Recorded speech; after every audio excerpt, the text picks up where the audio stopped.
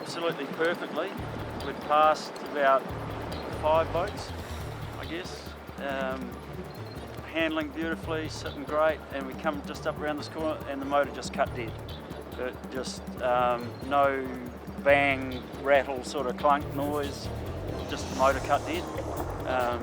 Tried to start it, good wind over, nothing fired up, and I could see where it was going to drift under the willow trees.